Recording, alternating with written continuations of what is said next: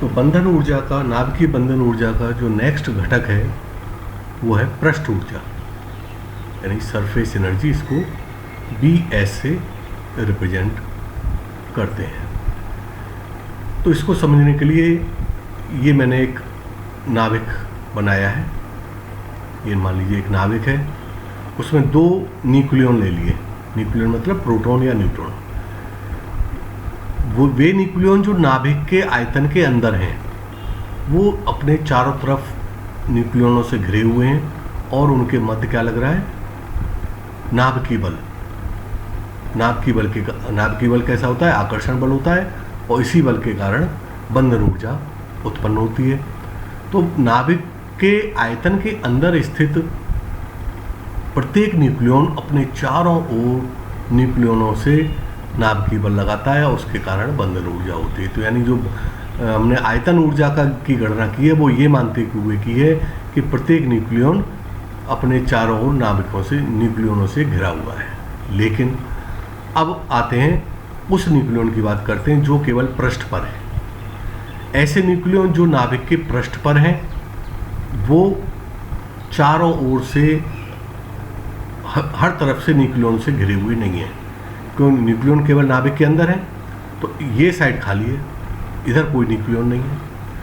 तो यानी जबकि हमने ये मान के आयतन ऊर्जा की गणना की है कि ये पृष्ठ वाले न्यूक्लियन भी चारों ओर न्यूक्लियनों से घिरे हुए हैं, लेकिन यहाँ पर जो नाभिकीय बल लग रहा है इस पर, वो कम न्यूक्लियनों के द्वारा लग रहा है, जबकि नाभिक के अंदर जो न्यूक्लियन है उस पर नाभिकीय बल उसके चारों ओर उपस्थित न्यूक्लियन की वजह से लग रहा है। तो यानी पृष्ठ पर जितने भी न्यूक्लियन हैं, वो बंधन ऊर्जा को कम करने का काम करेंगे। यानी उनकी जो बंधन ऊर्जा है, हमने गणना की थी इस हिसाब से कि वो चारों तरफ से घिरे हुए हैं, लेकिन यहाँ पर पृष्ठ वाले जितने भी न्यूक्लियन हैं, वो केवल अंदर साइड में न्यूक्लियन से घिरे हुए हैं, और इस वजह से बाहर साइड में खाली है, कोई न्यूक्लियन है नहीं। तो इसकी जो बंधन ऊर्जा है वो इस न्यूक्लियन की तुलना में कम होगी, आयतन बंधन ऊर्जा। तो यानी पृष्ठ पर स्थित न्यूक्लियन बंधन ऊर्जा को कम करने का काम करेंगे। तो इसी को बोलते हैं हम, इनकी जितनी भी ऊर्जा होगी, जो कमी आ रही है पृष्ठ पर स्थित न्यूक्लियनों की वजह से, उसको बोलते हैं हम पृष्ठ ऊर्जा। अब ये पृष्ठ पर कितने न्यूक्लियन होंगे? ये पृष्ठ क्षेत्रफल के समानुपाती होगा। जितना बड़ा क्षेत्रफल होगा पृष्ठ का, उतनी ज़्यादा न्यूक्लियन होंगे पृष्ठ पर, और उतनी ज़्यादा बाइंडिंग एनर्जी में कमी लाएंगे। तो पृष्ठ ऊर्जा से क्या होता है? आयतन ऊर्जा तो बंधन ऊर्जा, मेन जो बंधन ऊर्जा का स्रोत है वो आयतन ऊर्जा है। अब ये पृष्ठ ऊर्जा आयतन ऊर्जा में, बंधन ऊर्जा में कमी कर रही है। क्यों कमी हो रही है? कि पृष्ठ वाले न्यूक्लियन चारों तरफ से न्यूक्लियनों से घिरे हुए नहीं हैं, केवल अंदर वाले न्यूक्लियन तो घिरे हुए हैं। तो आयतन ऊर्जा की गणना इस हिसाब से की गई है, जबकि पृष्ठ वाले न्यूक्लियन की जो बंधन ऊर्जा है वो इसके नाभिक में अंदर उपस्थित न्यूक्लियन की बंधन ऊर्जा से कम होती है। तो पृष्ठ ऊर्जा कुल बंधन ऊर्जा में कमी का काम करती है। ठीक है ना? क्लियर हो गया? तो अभी पृष्ठ ऊर्जा कितनी होगी ये अभी निकालते हैं। तो एक बार मैं इसको रीड कर देता हूँ। नाभिकीय आयतन के अंदर स्थित प्रत्येक न्यूक्लियन मतलब प्रोटॉन या न्यूट्रॉन, सभी दिशाओं में अन्य न्यूक्लियनों से घिरा होता है। ये वाला जैसे न्यूक्लियन है, तथा माना इन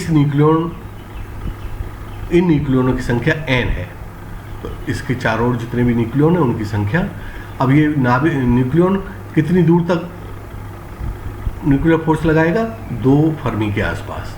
ठीक है ना? सभी यहाँ कोई न्यूक्लियन है उससे बल, नाभिकीय बल नहीं लगेगा। इसके आसपास जो स्थित न्यूक्लियन है 2 फर्मी के अंदर, उन्हीं के मध्य नाभिकीय बल लगेगा। तो मान लीजिए वो संख्या n है, एग्जाम्पल के लिए मान लिया हमने।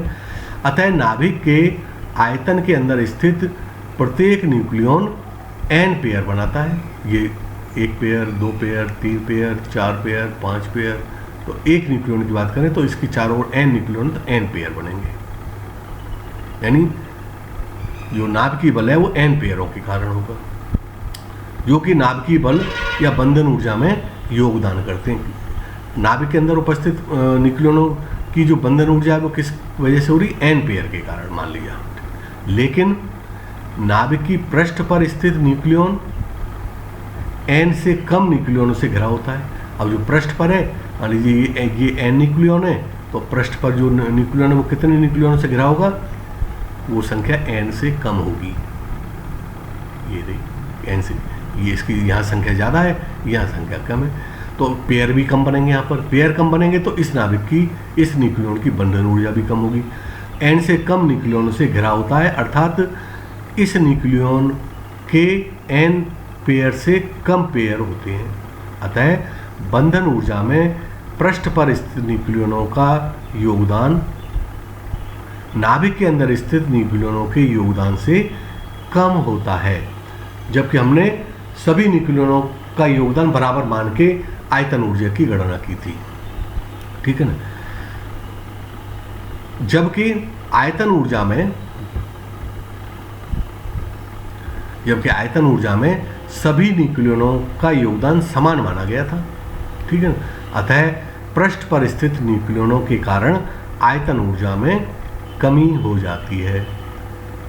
अतः यह सभी पृष्ठ पर स्थित न्यूक्लियनों की संख्या अर्थात नाभिक के पृष्ठ के क्षेत्रफल के समानुपाती होगी। यानी जो सरफेस ऊर्जा है, सरफेस एनर्जी जो बंधन ऊर्जा में कमी ला रही है, उसका मान किसके बराबर समानुपाती होगा, पृष्ठ पर स्थित न्यूक्लियनों की संख्या। और पृष्ठ पर स्थित न्यूक्लियनों की संख्या किसके समानुपाती होगी, पृष्ठ के क्षेत्रफल के समानुपाती।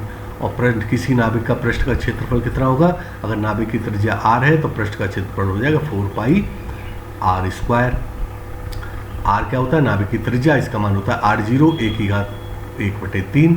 तो ये मान रख दें, तो जो पृष्ठ ऊर्जा है वो समानुपाती आती है 4πr02 a⁴। अगर हम एक कांस्टेंट से मल्टीप्लाई करें इसमें, तो bs - as a⁴ ये एक है, द्रव्यमान संख्या है, और as क्या है, एक नियतांक है जो नाभिक के पृष्ठ से संबंधित है। पृष्ठ से संबंधित, इसलिए हमने सरफेस यानी s लगा दिया इसमें। और चूंकि ये पृष्ठ ऊर्जा बंधन ऊर्जा में कमी ला रही है, इसलिए एक माइनस साइन लगा दिया है। ठीक है ना। तो इस तरह से पृष्ठ ऊर्जा बंधन ऊर्जा में कमी का कारण होती है। तो और उसका मान होता है bs - as a⁴।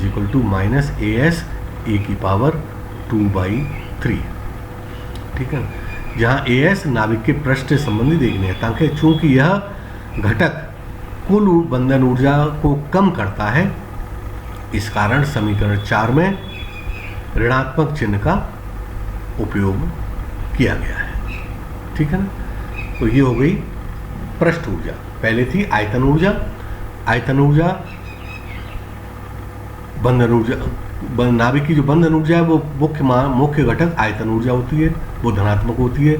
लेकिन जो पृष्ठ ऊर्जा है वो बंधन ऊर्जा में कमी करती है, तो वो ऋणात्मक हो गई। इसके बाद नेक्स्ट घटक है कूलाम ऊर्जा, कूलाम एनर्जी। इसको रिप्रेजेंट करते हैं BC से। ठीक है ना। B means binding energy, C means coulomb की वजह से, तो इसको बोलते हैं कूलाम ऊर्जा। अब जैसा कि हम जानते हैं नाभिक में क्या होते हैं, प्रोटॉन और न्यूट्रॉन दोनों होते हैं, और सभी के मध्य क्या लगता है, नाभिकीय आकर्षण बल लगता है, जो कि बंधन ऊर्जा का मुख्य कारण होता है, आकर्षण बल। लेकिन कोई भी अगर हम दो प्रोटॉन ले लें, उनके मध्य नाभिकीय आकर्षण बल भी लग रहा है, उसके साथ साथ क्या होता है, क्योंकि प्रोटॉन क्या है, आवेशित कण है, प्रोटॉन चार्ज पार्टिकल है, और दोनों पर धनात्मक चार्ज है, तो उनके मध्य एक कूलाम प्रतिकर्षण बल भी लगता है। अब प्रतिकर्षण बल क्या होगा, बाइंडिंग एनर्जी को कम करने का काम करेगा, यानी प्रोटॉनों को दूर दूर भगाने का काम करेगा। तो कूलाम फोर्स की वजह से प्रोटॉनों के मध्य जो कूलाम फोर्स लग रहा है, उसकी वजह से जो ऊर्जा उत्पन्न हो रही है, प्रतिकर्षण ऊर्जा, वो बंधन ऊर्जा में कमी लाएगी। ठीक है ना। तो जैसे पृष्ठ ऊर्जा बंधन ऊर्जा में कमी ला रही थी, उसी तरह से कूलाम ऊर्जा भी नाभिक की कुल बंधन ऊर्जा है उसमें कमी का कारण होती है। ठीक है ना। तो अब इसका मान कितना होगा, तो नाभिक में स्थित प्रोटॉन नाभिकीय आकर्षण बल द्वारा बंधन ऊर्जा में सहयोग करते हैं, उनके मध्य क्या लगेगा, नाभिकीय आकर्षण बल भी लग रहा है। उसके साथ साथ धनात्मक आवेश होने के कारण इनके मध्य कूलम्ब प्रतिकर्षण बल भी लगता है।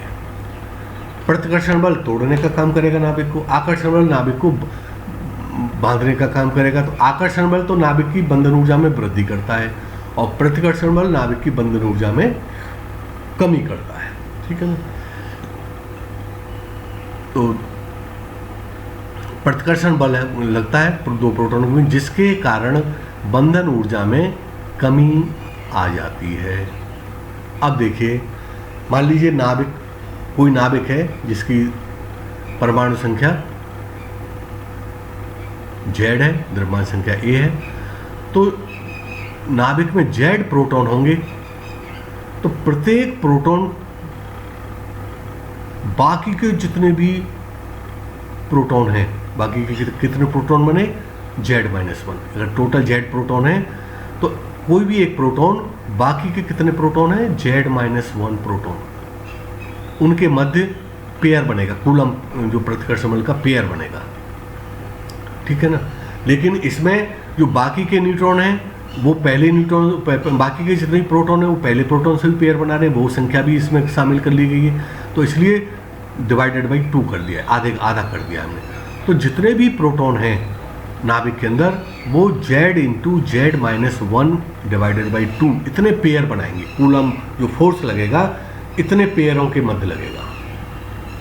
ये समझ में आ गई ना। मान लीजिए कोई एक प्रोटॉन है, बाकी के मान लीजिए किसी नाभिक में 10 प्रोटॉन हैं, तो प्रत्येक नाभिक 9 प्रोटॉनों से वो बनाएगा पेयर। ऐसे ही हर प्रोटॉन बनाएगा बाकी के से प्रोटॉनों से। तो टोटल पेयर हो गई Z-10 × 9। लेकिन इसमें डबल काउंटिंग हो रही है यहाँ पर, तो इसलिए 2 का डिवाइड कर देते हैं। तो कुल पेयरों की संख्या हो जाएगी Z × Z-1/2। इतने कूलम्ब फोर्स के पेयर बनेंगे। यानी जितने ज़्यादा पेयर होंगे उतनी ज़्यादा कूलम्ब ऊर्जा होगी, उतनी ज़्यादा, यानी नाभिक जितना बड़ा होगा उसमें जितने ज़्यादा प्रोटॉन होंगे उतनी ज़्यादा पेयर बनेंगे और बंधन ऊर्जा में उतनी ज़्यादा कमी का कारण बनेंगे। ठीक है ना। अब देखिए, नाभिक के अंदर जो नाभिकीय बल है वो तो शॉर्ट रेंज होता है, यानी प्रोटॉन, कोई भी प्रोटॉन है उसके आसपास जितने न्यूक्लियॉन है उनके मध्य नाभिकीय बल लगेगा। लेकिन कूलम्ब बल क्या होता है, इसकी परास लघु परास बल नहीं होता, इसकी परास अनंत होती है। तो नाभिक चाहे प्रोटॉन नाभिक के केंद्र पर हो, चाहे उसकी परिधि पर हो, उसके सरफेस पर हो, सभी के मध्य कूलम्ब बल लगेगा। यानी परास इसकी अनंत है, इसलिए हम ये नहीं कि केंद्र में स्थित जो नाभिक के अंदर जो प्रोटॉन स्थित है वो अपने आसपास के प्रोटॉनों से कूलम्ब बल लगाएगा। वो नाभिक में जितने भी प्रोटॉन स्थित होंगे सभी के मध्य कूलम्ब बल लगेगा, इसलिए सारे प्रोटॉनों को हम इसमें इंक्लूड किया जाएगा। तो नाभिक के अंदर प्रोटॉन की संख्या Z है, तो कुल पेयरों की संख्या हो जाएगी Z × Z-1/2। इतने कूलम्ब पेयर बनेंगे। ठीक है ना। अब देखिए, ये जो कूलम्ब पेयर बने ये क्या कर रहे हैं, ये बंधन ऊर्जा में कमी ला देते हैं। जितनी ज़्यादा पेयर होंगे उतनी ज़्यादा बंधन ऊर्जा में कमी करेंगे। तो अब एक पेयर की ऊर्जा हम निकालते हैं। एक पेयर की ऊर्जा कितनी होगी, तो किन्हीं 2 प्रोटॉनों, आवेशित प्रोटॉनों के मध्य जो स्थितिज ऊर्जा है वो स्थिर ऊर्जा U मान ली, तो वो समानुपाती होती है या Q1 Q2/4πε Q1 Q2/R। जितनी दूरी होगी उसके साथ प्रोपोर्शनल, तो R ले लेते हैं, तो ये 1/R के प्रोपोर्शनल होगी। और R क्या होती है, R0 a⁴ तो जो स्थितिज ऊर्जा है एक पेयर की वो समानुपाती हो जाएगी 1/a⁴ और कितने पेयर हैं, Z × Z-1/2 इंटू एक पेयर की स्थितिज ऊर्जा। तो इनको मल्टीप्लाई कर दें तो जो कूलम्ब ऊर्जा होगी किसी भी नाभिक की जो बंधन ऊर्जा में कमी का कारण बन रही है उसका मान वो समानुपाती हो जाएगी Z × Z-1/2 इंटू 1/a⁴ इसमें अगर हम एक कोफिशिएंट का मल्टीप्लाई कर दें AC का, तो ये बन कूलम्ब ऊर्जा BC = -AC Z × Z-1/a⁴ 10⁻⁴ जो 2 फैक्टर है ये इसमें इंक्लूड हो जाता है कोफिशिएंट में। तो यहाँ जो ये कोफिशिएंट है ये किससे है, कूलम ऊर्जा से संबंधित ये कोफिशिएंट है। और माइनस साइन क्यों लिया है हमने, माइनस साइन इसलिए लिया है कि ये जो कूलम ऊर्जा है ये नाभिक की कुल बंधन ऊर्जा में कमी का कारण बनती है, तो इसलिए ये माइनस साइन यहाँ पर प्रयोग में लाया गया है। तो इस तरह से कूलम ऊर्जा भी नाभिक की कुल बंधन ऊर्जा में को कम करती है। जितने ज़्यादा पेयर होंगे उतनी ज़्यादा बंधन ऊर्जा में कमी आती जाती है। तो इस तरह से देखा जैसे नाभिक हैवी होता जाता है, भारी होता जाता है, वो अस्थायित्व की ओर उसकी बंधन ऊर्जा कम होती जाती है। ठीक है। नेक्स्ट जो घटक है असममित ऊर्जा, वो हम नेक्स्ट वीडियो लेक्चर में डिस्कस करेंगे।